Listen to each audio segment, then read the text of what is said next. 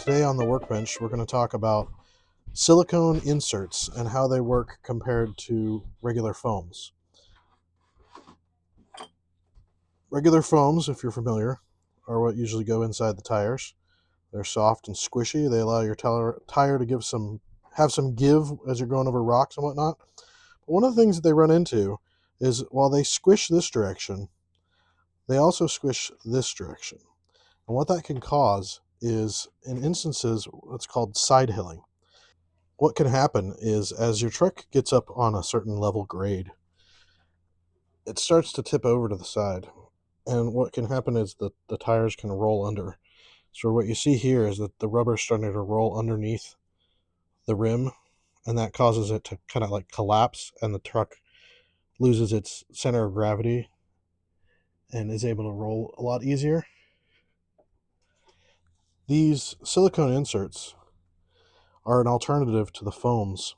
They can still squish this direction, so you have the ability to have some compression as you go up over rocks, but they don't squish this direction as easily. And so what that's going to do is it's going to allow that as the truck tips over its side like that, they're going to stay a lot more firm. What we're going to show you today is how you can take a brand new set of tires. These are my son's Proline BF Goodrich Predators, silicone inserts, and a set of Injora beadlock rims. We're going to show you how to mount these so you end up with a nice tire like this. And in this instance, you've got the squish you need, but you don't have the squish you don't want.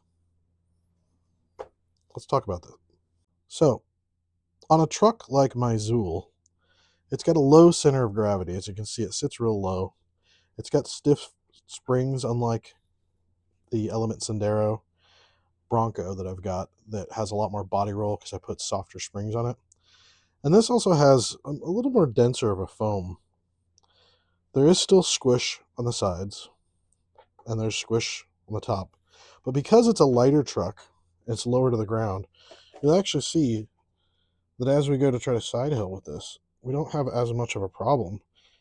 And the rim, the tire stays pretty well firm on the rim. So this truck is going to have a lot less issues with rolling than the other one.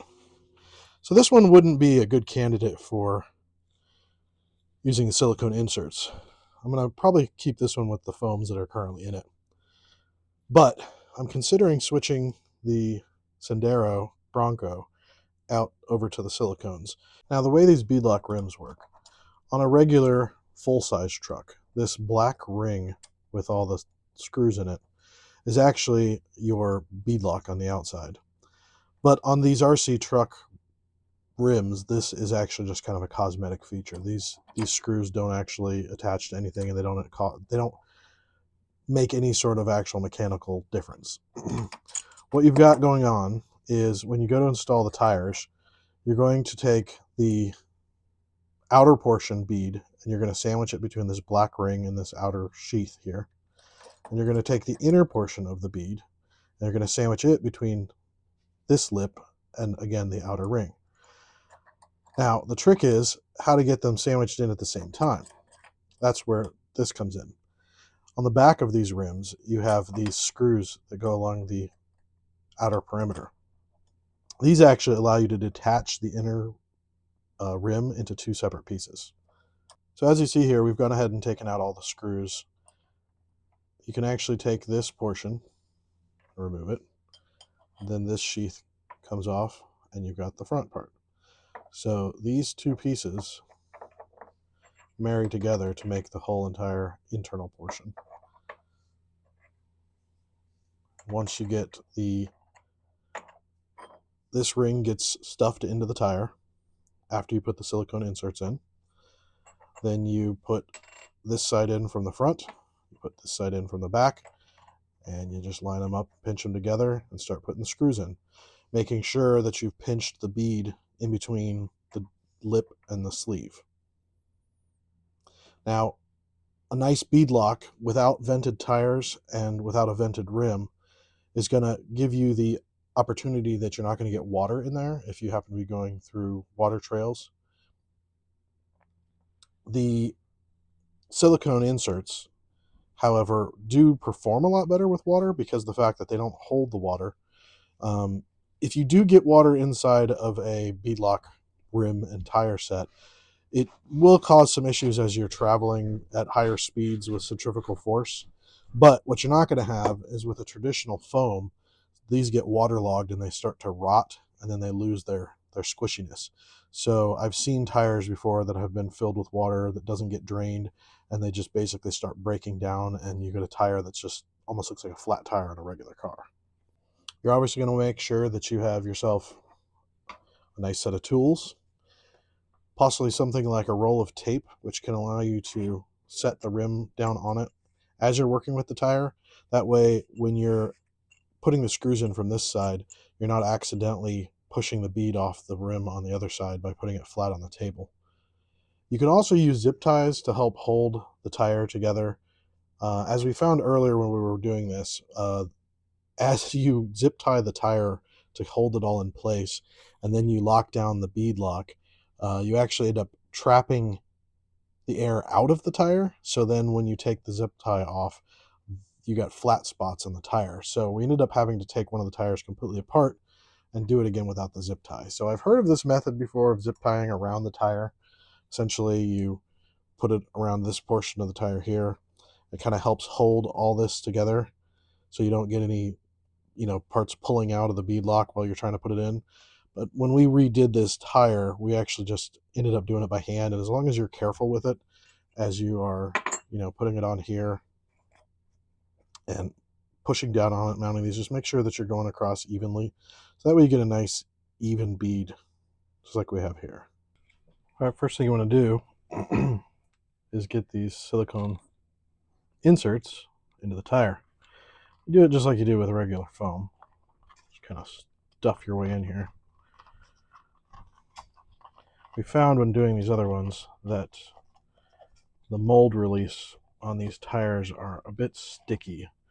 So once you get it in, you kind of have to make sure, because what you got going on is it looks a little messy. You got to get it, make sure it's not sticking to the back wall to kind of remove those lumps. Find that if you kind of just squish it all around, you can get it nice and situated. Because what you want is to find this inner ring pretty well lump free.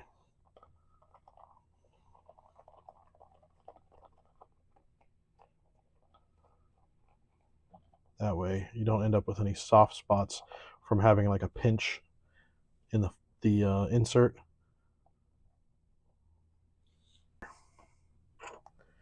First things first, take this insert. I'm going to put this inside the middle of the tire.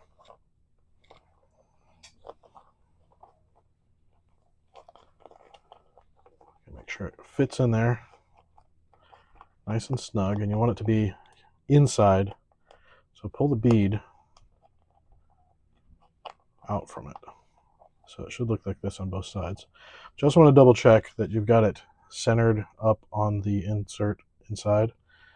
So if you need to go in and adjust it some, make sure you're checking it, make sure it's centered up on the insert, because the insert will pretty much center itself on the tire, and everything should be aligned. So I'm just kind of going, spinning it in my hands and making sure that it's even on both sides. Step one. Now you take the outside facing piece. My son had already determined that this mark he wants to have on the inside, so this will be the outside of the tire. You go ahead and fit this piece in, making sure that you get it pushed past the bead.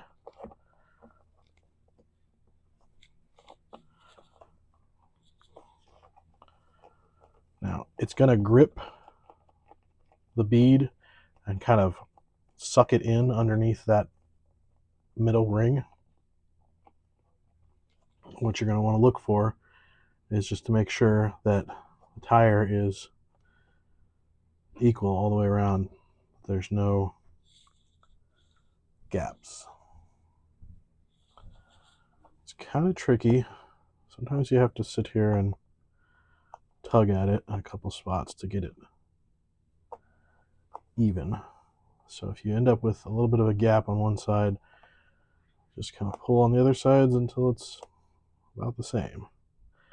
You can also, very gentle, take a flathead screwdriver. You can kind of go in here and push the tire back in underneath that ring a little bit, just to make sure that you don't puncture the rubber of the tire. So be nice and gentle with it. But essentially, I want that to look nice and even, like we've got there. Take your handy dandy little helper. Set it on there. And then one of the things you want to make sure is that you're lining up these holes with the ones that are in the back. Because once you get it in there, it's going to be hard to adjust it. So go ahead and line them up first before you press it in.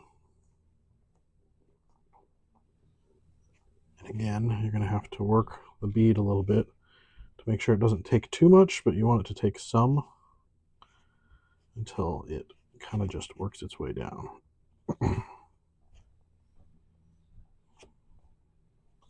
Make sure you get it nice and seated exactly how you want it before you go to put the screws in. Now what you're going to notice is these are definitely gapped quite a bit. So you're going to have to put some pressure on these while you're putting the screws in. You want to go in an alternating pattern because you don't want to lock down one side completely and then have trouble with the other side. So put some gentle pressure on it until you can get the first thread started.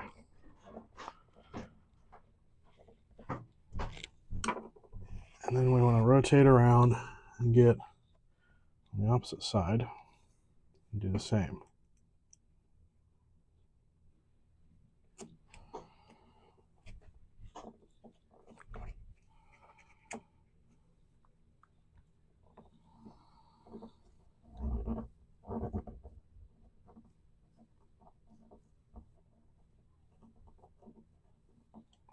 Now you got the thread started on both. Double check your bead still to make sure it's all lined up and looking well.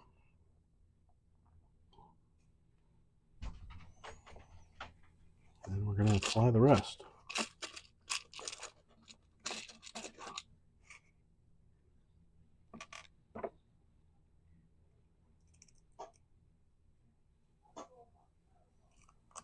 These should be easier once you get the first two kind of locked in. You don't need to put as much pressure on these. You don't want to cinch them down all the way yet. You just want to get the first couple threads started. And then just like with putting the lug nuts on a regular truck, you want to make sure that you go in an alternate pattern so that you're not tightening one side down further than the other.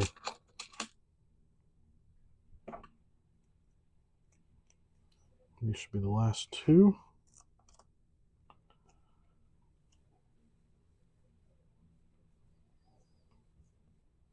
So they're much easier going in now.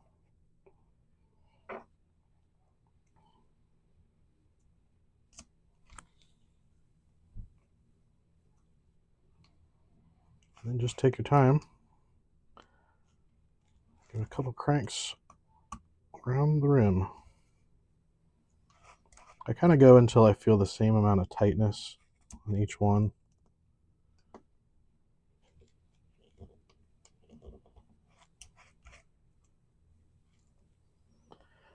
I like using hand tools for this because using a power tool, you're going to run the risk of torquing it down too much and stripping the head out. When you do that, you're never going to be able to get these things back out again. So it's always best when you're working with really delicate pieces like this. Use your hand tools. Find that using the power screwdrivers is better for long screws, like if we're talking the ones that hold the bumpers to the bumper mounts.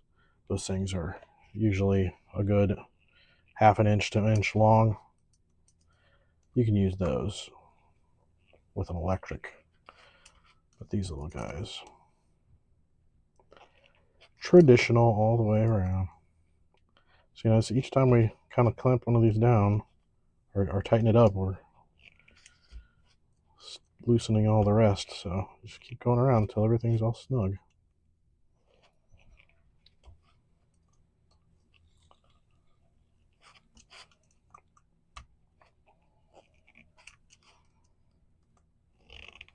That's snug. That's snug. Snug. Snug.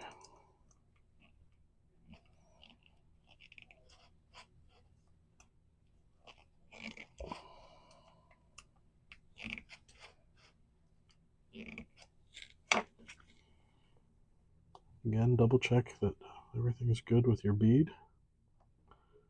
It looks pretty even all the way around. I do one final check on all these.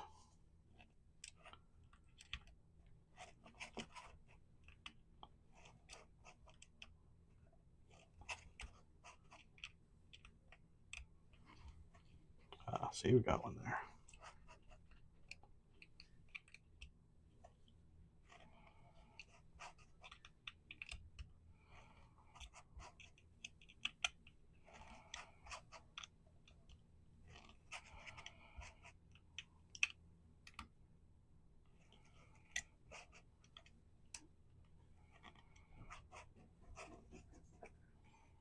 There we go.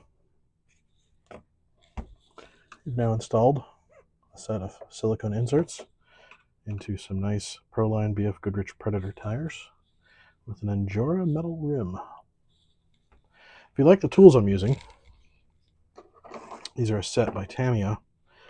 I bought these because the actual Tamiya items, a lot of their kits like the TTO2 and a lot of the other kits they make that use a Phillips head screwdriver, they actually have a special type of Phillips head bit on them that is proprietary.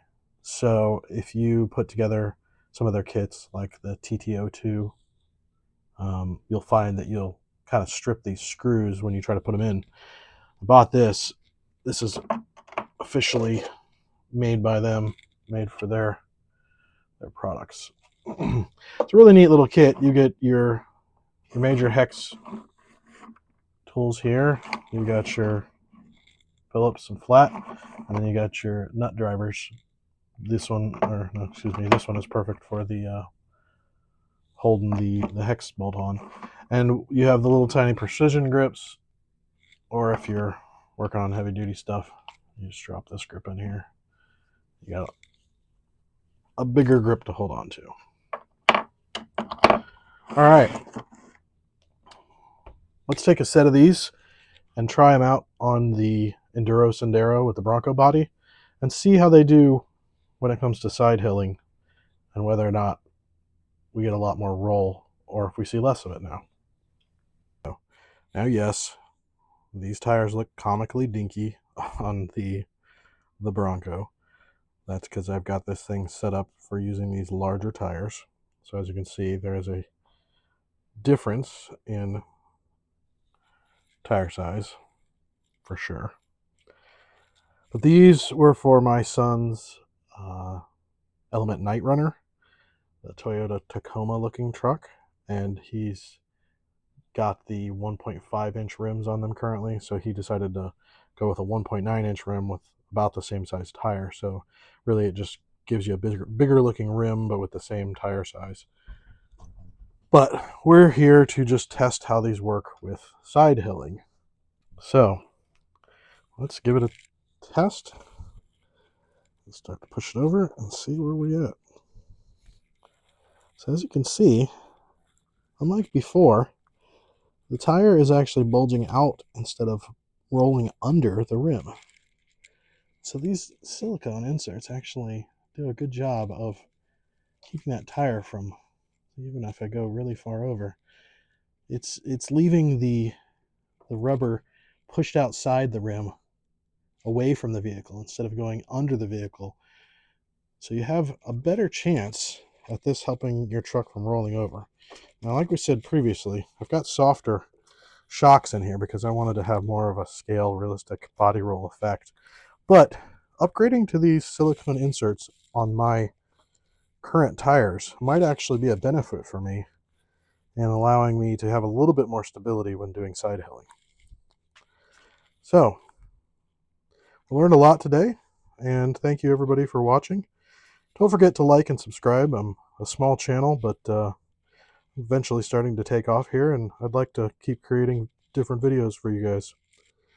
Stay tuned, and we will take a look at something next time. Maybe we'll see you out there on the trail.